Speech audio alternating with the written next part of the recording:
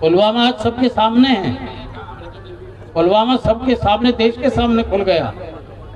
उनके गवर्नर ने, वो उन्हीं का गवर्नर, उसने सारे भेद खोल दिए कि मैं तो कश्मीर का गवर्नर था भाई, मैंने तो भरसक कोशिश की, प्रधानमंत्री टेलीफोन किया कि आप ऐसा ना करिए, उन्हें सारी राज का पता लग गया, हमें एयरलिफ्ट दे दीजिए, हम इस रास्ते से नहीं भेजना चाहते। उन्होंने कहा ये तुम्हारा काम नहीं, तुम अपना काम करिए, और वो खेल हो गया। तो इस खुलासे के बाद कोई दूसरा सबूत नहीं है।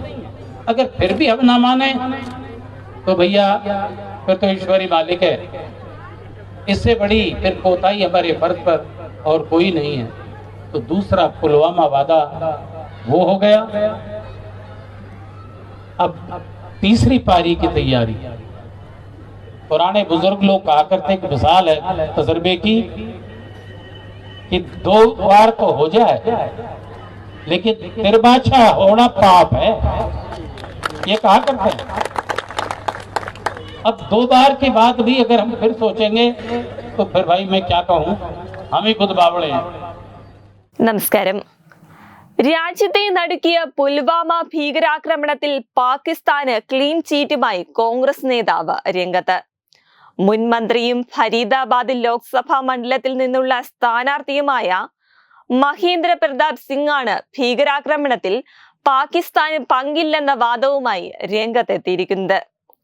കോൺഗ്രസിന്റെ തിരഞ്ഞെടുപ്പ് പരിപാടിയിൽ സംസാരിക്കവെയാണ് പാകിസ്ഥാന് കോൺഗ്രസ് നേതാവ് ക്ലീൻ ചീറ്റ് നൽകിയിരിക്കുന്നത്. പുൽവാമ ഭീകരാക്രമണത്തെക്കുറിച്ച് ഒന്നും മറച്ചുവെക്കാനില്ല. സുരക്ഷാ ഭീഷണിയെ തുടർന്ന് സുരക്ഷാ സേനാംഗങ്ങളെ വ്യോമമാർഗം എത്തിക്കാൻ പ്രധാനമന്ത്രിയോട് അഭ്യർത്ഥിച്ചിരുന്നതായി ഗവർണറായിരുന്ന സത്യപാൽ മാലിക് വെളിപ്പെടുത്തിയിട്ടുണ്ട്. ഭീകരാക്രമണം ഉണ്ടായത് നമ്മുടെ തെറ്റുകൊണ്ടാണെന്ന് വ്യക്തമാക്കാൻ ഇതിലും വലിയ തെളിവ് മറ്റെന്താണ്? ഭീകരാക്രമണത്തിലൂടെ തുടർഭരണം ഉറപ്പാക്കാൻ സർക്കാരിന് സാധിച്ചു. 3ാം ഊഴത്തിനായി അവർ തയ്യാറെടുപ്പുകൾ നടത്തുകയാണെന്നാണ് മഹേന്ദ്ര പ്രതാപ് സിംഗിന്റെ വാക്കുകൾ. അതേസമയം പുൽവാമ ഭീകരാക്രമണങ്ങളിൽ തങ്ങളുടെ പങ്ക് പാകിസ്ഥാൻ തന്നെ വ്യക്തമാക്കിയിരുന്നു. എന്നിട്ടും ഭാരതത്തെ പ്രതിക്കൂട്ടിൽ നിർത്താനാണ് കോൺഗ്രസ് നേതാവ് മഹേന്ദ്ര പ്രതാപ് സിംഗ് ഇവിടെ ശ്രമിക്കുന്നത്.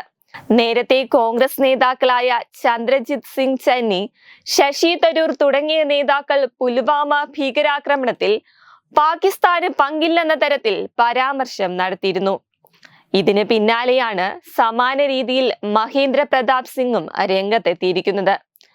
അതേസമയം സംഭവത്തിൽ പ്രതാപ് സിംഗിനെതിരെ ശക്തമായ വിമർശനമാണ് ഉയർന്നു വരുന്നത്.